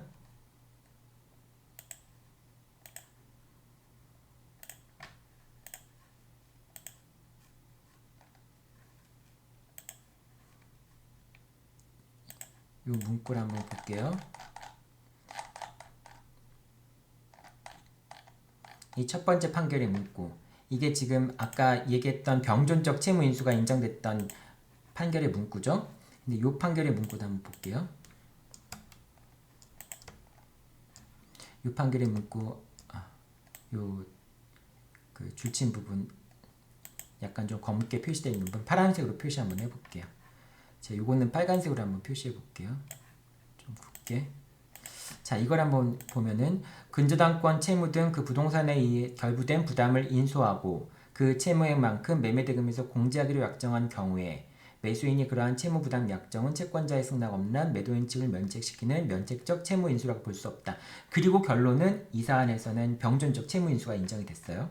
그런데 이 판결은 부동산의 매수인이 매매 목적물에 관한 근저당권의 피담보 채무를 인수하는 한편 그 채무액을 매매 대금에서 공제하기로 약정한 경우 다른 특별한 약정이 없는 한 이는 매도인을 면책시키는 채무 인수가 아니라 여기까지는 다 똑같죠 표현이. 근데 이행 인수로 보아야 한다라고 돼 있는 겁니다. 여기는 근데 뭐 뒤에 나와 있긴 하지만은 이 사안에서는 병존적 채무 인수라고 이제 보고 있어요. 거의 표현들이 앞에 비슷하죠. 이제 저당권의 피담보 채권을 인수하면서 그만큼을 매매대금에서 공제하기로 한 경우가 어떤 경우에는 병존적 채무 인수이고 어떤 경우에는 이행 인수라고 인정이 된 거죠.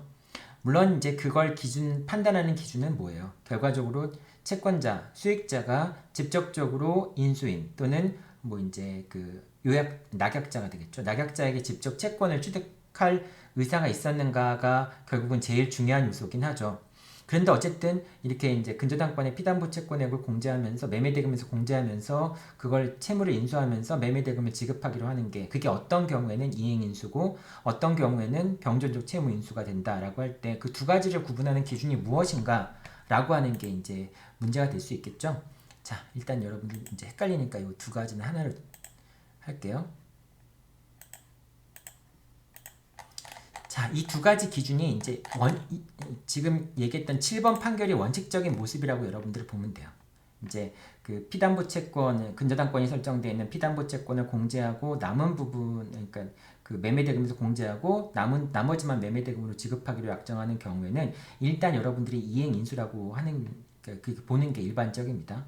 특히 이제 그 채권자가 직접 인수인한테 채무를 부담시키려고 하는 그런 상황이 아닌 경우엔 그렇죠. 근데 그러면 앞에 거와 뭐가 다르냐? 앞에 경우에는 이제 요 그 병존적 채무 인수 이 경우에는 유아종합건설이 이제 유아종합건설이라는 데가 이제 아파트 건설 회사였어요. 주택 건설업을 영위하다가 자금 사정이 악화돼서 부도를 내고 공사를 중단한 겁니다. 그러니까 이제 유아종합건설이 그 아파트를 짓던 것들을 사업권 같은 거를 다 넘겨줘야 되겠죠. 그래서 누구한테 넘겨줬냐면은 다나산업개발에 넘겨줬어요. 이제 아파트에 관련된 그런 모든 권리를. 그래서 주택건설 사업권, 그 다음에 엑스토지 및 건축 중인 아파트 일체를 양도하는 매매계약을 체결하였고요. 그러면서 다나산업개발이 이제 기존에 이제 그 유아종합건설이 부담했던 채권자들에 대한 채무도 다 인수하기로 한 겁니다. 그러니까 채권자들 입장에서는 그걸 이제 허용해 주는 게 뭐겠어요. 결과적으로 이 다나산업개발이 채무를 인수하니까 그러니까 이제 뭐 동의를 해줬거나 수익의 의사표시를 했겠죠. 이제 기존에 이제 그 부도 난 것들을 처리하기 위한 절차로서 그랬겠죠. 그러니까 결과적으로 이 사안에서는 유아종합건설하고 다나산업개발이 계약을 체결하면서 사업권을 다 넘기고 토지도 넘기면서 결과적으로는 다나산업개발이 직접 채권자들한테 채무를 부담한다라고 하는 것에 대한 약정이 있는 경우로 볼 수 있는 경우이죠. 그러니까 이거는 어떻게 보면은 사업권 같은 걸 다 넘겨받기 위해서 어쩔 수 없이 채무도 다 넘겨받고 직접적으로 채권자들한테 채무를 부담한다라고 하는 그런 사안이라고 볼 수 있는 겁니다. 그래서 이 사안은 이제 그렇게 병존적 채무 인수로 인정된 사안이고요. 근데 이제 여러분들 뒤에서 보듯이 이 판결 같은 경우에는 그냥 그러니까 전통적으로 그러니까 양 당사자가 매매 계약을 체결할 때 결과적으로 그 저당권이 설정되어 있는 부동산에 대한 매매 계약을 체결할 때 그 피담보 채권액을 매매대금에서 공제하고 그리고 그 매매 계약을 체결하는 방식 이런 것들은 보통 이행 인수라고 보는 경우가 일반적입니다. 그런 경우에는 이제 인수인에게 직접 채권자한테 채무를 부담시킨다라고 하는 의사가 없는 경우들이 일반적이기 때문이에요. 여러분도 한번 쭉 그 사안 읽어보고요. 그래서 이 두 가지를 구분하면 좋겠네요. 자, 그런데 이제 그 아까도 얘기했지만은 이 채무를 인수하는 거 그리고 그만큼 매매대금에서 공제하는 거를 병존적 채무 인수로 인정하는 경우는 조금 예외적인 경우다라고 얘기를 했죠. 이렇게 사업권을 다 넘겨받는 경우니까 이제 그러면은 보통 이제 이행인수라고 이제 이행인수라고 취급이 되는데 그때 이제 법률 관계들이 어떻게 전개되는가라고 하는 부분이 이제 이 판결에서 다루는 중요한 내용 중에 하나입니다. 그래서 이제 여기까지는 여러분들이 이제 이게 그 매매대금을 공제한다라고 하는 게 이행인수다라고 하는 것까지 설명을 했었고요. 그리고 그 다음에 이제 이행인수가 됐을 경우에는 법률관계가 어떻게 처리가 되는가라고 하는 부분이 뒤에 설명이 이어집니다. 자, 다른 수업 때문에 잠깐 중간에 강의가 끊어졌네요. 다시 계속 이어서 하도록 하겠습니다. 그래서 아까 이제 그 매매 목적물의 피담보 채권을 인수하면서 피담보 채무를 인수하면서 그만큼을 매매대금에서 공제하기로 하는 경우에는 이행 인수에 대한 약속이 있었던 걸로 볼 수 있다라고 얘기를 했는데요. 그 뒤에 내용, 판결 내용들이 이제 중요합니다. 같이 한번 읽어볼게요. 매수인이 위 채무를 현실적으로 변제할 의무를 부담한다고 해석할 수 없으며, 그러니까 이행 인수를 했지만은 여전히 채무자는 매도인이라고 하는 것이죠. 특별한 사정이 없는 한 매수인은 매매대금에서 그 채무액을 공제한 나머지를 지급함으로써 잔금 지급 의무를 다했다고 할 것이다. 그래서 그만큼을 그러니까 공제된 액을 지급함으로써 잔금 지급 의무를 다했다라고 보는 거죠. 그리고 채무 인수인이 인수 채무의 일부인 근저당권의 피담보 채무의 변제를 게을리함으로써 매매 목적물에 관하여 근저당권의 실행으로 임의 경매 절차가 개시되고 매도인이 경매 절차의 진행을 막기 위하여 피담보 채무를 변제하였다면, 요거 아까 얘기했죠. 이제 갑이 이렇게 있고 을이 이렇게 있고 병이 있는데 이제 여기 X에 대해서 저당권을 설정해 준 경우에 근데 이제 이 피담보 채무를 을이 인수하면서 그거를 이제 피담보 채무를 인수하면서 그건 이제 매매대금에서 공제하기로 한 경우, 이런 경우인데 이때 이제 그 을이 변제하지 않아서 갑이 대신 변제한 경우를 얘기하는 거죠. 피담보 채무를 변제하였다면 매도인은 채무 인수인에 대하여 손해배상 채권을 취득하는 이외에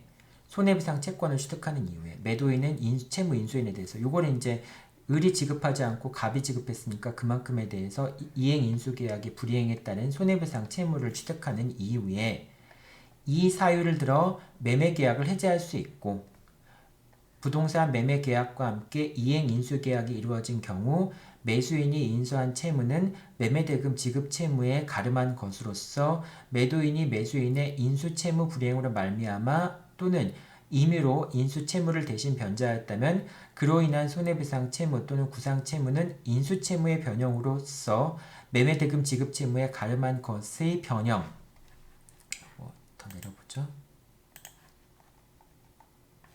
것의 변형이므로 매수인의 손해배상 채무 또는 구상 채무와 매도인의 소유권 이전 등기 의무는 대가적 의미가 있어 이행상 결론관계에 있다고 인정된다. 아까 얘기했었죠. 그 매도인의 소유권 이전 등기 의무와 그 다음에 그 매수인이 구상금 채권 또는 손해배상 채무를 이행해줘야 되는 거, 서로 이렇게 두 가지가 동시행 관계에 있다라고 하는 거죠. 따라서 양자는 동시행의 관계에 있다고 해석함이 공평의 관념 및 신의 측에 합당하다. 요거 이제 아까 동시행의 항변권에도 이런 내용이 나온다라고 얘기를 했었죠. 자, 이렇게 되는 거고요. 이제 여기서는 이제 어쨌든 동시행 관계에 있고 원칙적으로 공제된 나머지 매매대금을 지급하면은 매수인은 모든 의무를 다 이행한 거지만은, 그렇지만은 뭐 이행하지 않아서 매도인이 대신 변제했다든지 또는 뭐 경매 절차의 진행을 막기 위해서 대신 변제했다든지 그런 경우라고 한다면은 이거는 매매대금이 지급되지 않은 것처럼 볼 수도 있고요. 그다음 또 이제 매도인이 대신 변제함으로써 발생한 이제 매수인에 대한 구상금 채권 또는 그 손해배상 이행 인수 계약이 불이행에 따른 손해배상 채권 같은 것은 매도인의 소유권 이전 등기 의무와 동시행 관계에 있다라고 하는 걸 얘기를 하는 거죠. 그게 이제 요 판결의 기본적인 내용입니다. 자, 그 다음에 8번 판결입니다. 이 8번 판결 같은 경우도 여기서는 이제 저당권의 피담보 채권을 인수한 것이 아니라 이제 임대차 보증금 반환 채무를 인수하고 그런 사안이에요. 이 판결들은 여러분들 읽으면은 대충 그냥 어떤 얘기인지 알 것 같고요. 밑에 이제 그 판결의 중요 내용들을 한번 살펴보겠습니다. 자, 그런데 부동산의 매수인이 매매 목적물에 관한 채무를 인수하는 한편 그 채무액을 매매 대금에서 공제하기로 약정한 경우 그 인수는 특별한 사정이 없는 한 매도인을 면책시키는 채무 인수가 아니라 이행 인수로 보아야 한다라고 아까 이제 원칙적으로 이런 경우들이 많다라고 얘기를 했었죠. 자, 그리고 그 면책적 채무 인수로 보기 위하여는 이에 대한 채권자의 승낙이 있어야 될 것이고 원칙적으로는 이행 인수로 봐야 되고 그 다음에 면책적 채무 인수로 보기 위해서는 채권자의 승낙이 있어야 된다. 뭐 이런저런 얘기하는 거죠. 여기는 이제 그런 게 필요하다라는 얘기고요. 매수인은 매매 계약 시 인수한 채무를 이제 이행 인수라고 보는 게 통상적이니까 그런 경우에 매매 계약 시 인수한 채무를 현실적으로 변제할 의무를 부담하는 것은 아니고 아까도 얘기했지만 매수인이 이행 인수를 했다고 해서 그걸 직접 변제할 의무를 부담하는 건 아니라고 얘기했죠. 특별한 사정이 없는 한 매수인이 매매 대금에서 그 채무액을 공제한 나머지를 지급함으로써 잔금 지급 의무를 다했다 할 것이므로 아까도 얘기했지만은 공제된 금액을 다 지급하면 일단 매매 대금을 지급한 건 다 끝났다라고 하는 거죠. 의무를 다 이행했다라고 하는 것이죠. 설사 매수인이 위 채무를 현실적으로 변제하지 아니하였다 하더라도 그와 같은 사정만으로 그러니까 공제된 부분을 제외한 나머지 매매 대금을 지급했으면은 채무를 다 이행한 것이고 그걸 현실적으로 인수한 채무를 이행하지 않았다고 해서 매매 계약을 바로 해지할 수 있는 건 아니다라고 하는 겁니다. 그 얘기를 이제 여기서 계속 하는 거예요.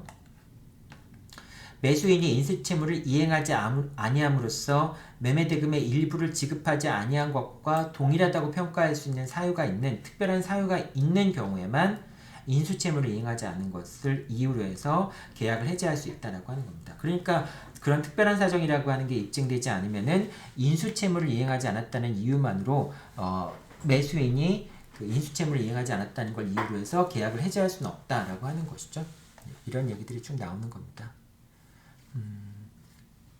그래서 이 사안 같은 경우에는 그 인수채무를 이행하지 않은 것이 채무 불이행에 해당할 수 없고 그리고 결과적으로 인수채무를 뭐 이제 불이행하였다라고 평가할 수 없는 그런 사안이다라고 해서 해제권, 그러니까 인수채무를 이행하지 않은 걸 이유로 해서 계약을 해제하는 것은 정당하지 않다. 그러니까 부당하게 계약을 해제했다. 이렇게 이제 인정된 사안입니다. 자, 그 다음에 9번 사안인데요. 9번 사안 같은 경우에는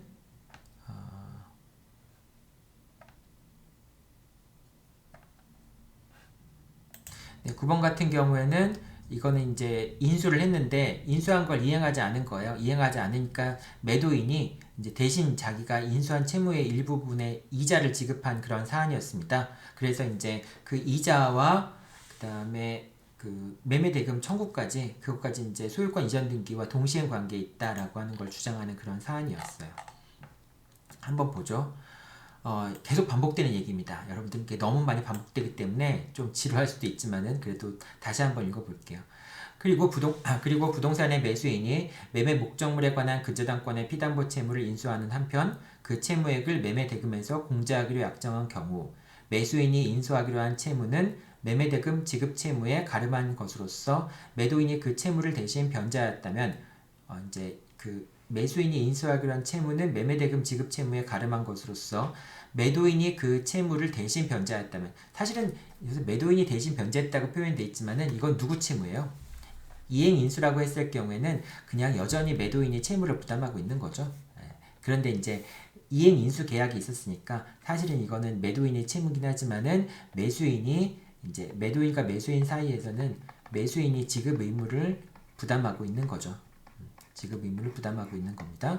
자, 그 채무를 대신 변제하였다면 그로 인한 매도인에 대한 구상 채무는 매도인에 대한 구상 채무 이제 매도인이 이제 자기가 이행 인수해서 매수인이 갚기로 한 것을 매수인이 갚지 않으니까 자기가 갚았다는 거잖아요. 그럼 그것에 따라서 매도인은 매수인한테 구상 채무를 할 수 있고, 그러니까 이제 그 매도인이 있고 매수인이 있고 병이 있는데 이걸 이제 갑이 병한테 부담하고 있는 채무를 을이 인수하면서 매매대금에서 그만큼을 공제해 줬는데 을이 변제하지 않는 바람에 갑이 변제했다라고 한다면은 그럼 갑은 을한테 구상금 채권을 행사할 수 있잖아요. 구상금을 청구할 수 있잖아요. 그리고 역시 갑은 을한테 매매대금을 청구할 수 있겠죠. 근데 이 매매대금 청구는 을의 갑에 대한 소유권 이전 등기 청구와 청구와 동시행 관계에 있는 것이 되겠죠. 이거 다 동시행 관계에 있다 이렇게 얘기할 수 있겠죠. 구상채무는 인수채무의 변형으로서 매매대금 지급 채무에 가름한 것의 변형이므로 매수인의 구상금 채무와 매도인의 소유권 이전 등기 의무는 대가적인 의미가 있어 이행상 결령관계가 있다라고 볼 수 있다. 요 두 가지는 이행상 결령관계에 있다라고 볼 수 있다. 구상금 채권은 사실은 이 소유권 이전 등기 청구권에 대한 대가적인 관계에 있는 채권은 아니잖아요. 동시행의 항변 관계가 성립하려면은 서로 대가적 관계에 있는 채권 채무여야 되잖아요. 근데 이 구상금 채권은 이제 구상금, 뭐 인수채무의 불이행에 따른 채무 불이행이든지 또는 뭐 구상금이든지 그 구상금 채권인데 이 구상금 채권이라고 하는 것은 매매 계약상에 이제 대가적 관계에 있는 채권 채무는 아니지만은 요거를 매매대금에서 공제해 주는 대신에 이제 매매대금을 줄여준 거니까 사실상 매매대금의 성격을 갖는 거라고 볼 수 있겠죠. 그래서 이만큼 이제 요것과 구상금 청구와 소유권 이전 등기 청구는 서로 동시행 관계에 있는 것으로 보는 게 타당하다라고 하는 그 판결의 내용인 겁니다. 자, 요것도 살펴봤고요. 그다음에 다른 판결 다 이어져 있는 판결인데요. 앞에 나왔던 내용들이 계속 반복되는 내용이고요. 이것도 여러분들 지루하지만 다시 한번 또 읽어볼게요. 네. 매수인이 위 채무를 현실적으로 변제할 의무를 부담한다고 해석할 수 없으며 특별한 사정이 없는 한 매수인은 매매 대금에서 그 채무액을 공제한 나머지를 지급함으로써 잔금 지급 의무를 다했다고 할 것이다. 여기까지가 이제 아까 계속 반복됐던 얘기죠. 그리고 채무 인수인이 인수 채무의 일부인 근저당권의 피담보 채무의 변제를 게을리함으로써 그러니까 매수인이 게을리한 거죠. 그래서 매매 목적물에 관하여 근저당권의 실행으로 이미 경매 절차가 개시되고 매도인이 경매 절차의 진행을 막기 위하여 피담보 채무를 대신 변제하였다면 그러니까 요거 아까 계속 얘기하는 거죠. 이제 매도인이 있고 매수인이 있고 제3자에 대한 게 있고 X의 저당권이 설정돼 있는데 그 피담보 채권액을 을이 인수하면서 갑과 은 사이에 매매 계약이 체결된 경우에 그럴 때 을이 인수한 채무를 이행하지 않아서 이제 은수한 채무를 이행하지 않아서 저당권이 실행이 됐고 이 저당권이 실행되면은 갑은 X에 대한 소유권을 상실할 수 있고 을한테 X를 못 넘겨줄 수도 있으니까 이 저당권의 실행을 막기 위해서 갑이 병한테 대신 변제했을 때 그럴 때 갑은 을에 대해서 인수인에 대해 손해배상 채권을 취득하는 이외에 손해배상 채권을 취득한다라고 했죠. 아까 이행인수 계약에 따른 손해배상, 이행인수를 불이행했으니까 그것에 따른 손해배상을 청구하는 외에 어떤 것도 할 수 있냐면은 을이 인수한 채무를 이행하지 않았다는 사유를 들어 매매 계약을 해제할 수 있고 이 매매 계약까지 해제가 가능하다는 얘기죠. 자, 아까랑 어떤 점에서 달라진 거예요? 아까는 공제된 금액을 매매대금으로 정했을 경우에 그 공제된 금액만큼만을 지급하면은 매도인인 을은 의무를 다 이행한 것이고 실제로 그 공제된 금액을 그러니까 인수한 금액을 병한테 지급하지 않았다고 해서 계약을 해지할 수 없다라고 얘기를 했잖아요. 다만 특별한 사정이 있는 경우에는 그렇게 할 수 있다라고 얘기했죠. 그럼 이 사안과 그 사안에서 특별한 사정이라고 하는 건 무엇일까요? 을이 인수한 채무액을 지급하지 않음으로써 저당권이 실행돼서 그걸 갑이 갚았다라는 사정이라면 특별한 사정이 될 수 있겠죠. 그래서 그러한 특별한 사정이 있는 경우라면은 그러면은 인수된 채무를 이행하지 않은 것 자체가 매매 계약상의 채무 불이행이라고 얘기할 수 있다는 거죠. 그래서 그런 경우라면은 계약을 해지할 수 있다라고 얘기하는 건데요. 근데 한번 그렇게 할 수 있다라고 하는 건데 그 뒤에 또 읽어볼게요. 부동산 매매 계약과 함께 이행 인수 계약이 이루어진 경우 매수인이 인수한 채무는 매매대금 지급 채무에 가름한 것으로서 매도인이 매수인의 인수채무 불이행으로 말미암아 또는 임의로 인수채무를 대신 변제하였다면 그로 인한 손해배상 채무 또는 이제 계속 얘기하고 있는 게 이제 갑이 을에 대해서 취득하는 손해배상 채무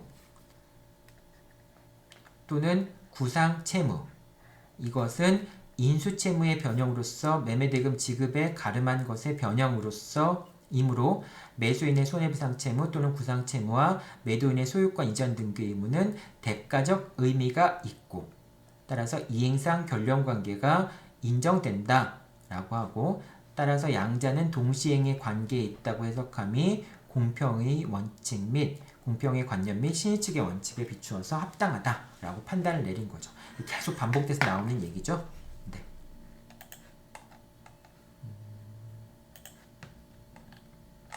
자, 그리고 여러분들 요거는 쭉 내용들 읽어보면 될 것 같고요. 마지막 문제는 이행 인수계약이 체결된 경우에 그때 채권자가 채무자를 대위해서 인수인에게 이행하라, 자신한테 이행하라 라고 하는 걸 채권자 대위권을 행사해서 할 수 있다 라고 하는 내용들이 들어가 있는 겁니다. 여러분들 이번 시간 채무 인수에 관한 예습할 내용들은 상당히 적어 보였는데 막상 문제를 풀어보니까 상당히 어려웠죠. 이렇게 채무 인수 부분에 대한 시험 문제가 꽤 많이 나와요.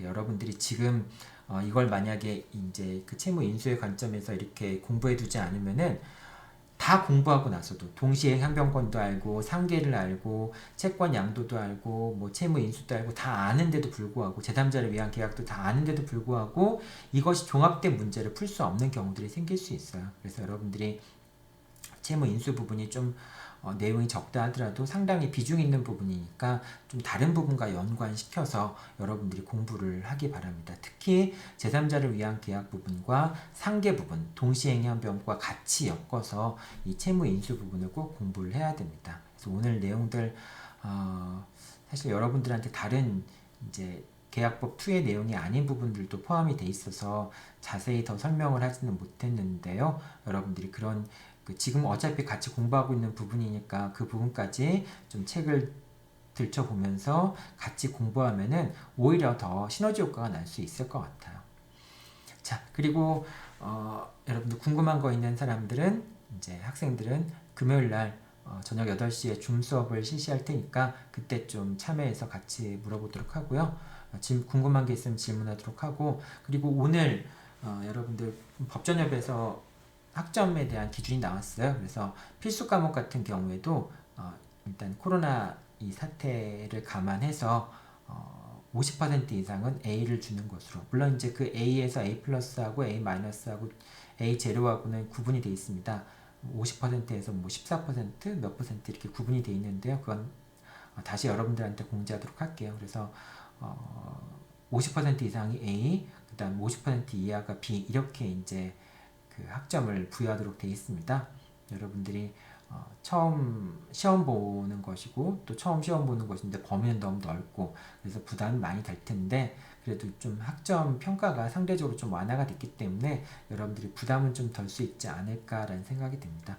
그래서 너무 학점 부분에 연연하지 말고 뭐 그럴 수밖에 없겠지만은 그래도 여러분들 학점보다는 여러분의 좀 실력을 키우는 방향으로 그리고 다음번 한 단계 도약하기 위한 그런 준비를 한다는 생각으로 시험을 준비했으면 좋겠습니다. 자, 여러분들 금요일 날 8시에 줌 수업에서 다시 만나도록 하죠. 네, 수고했습니다.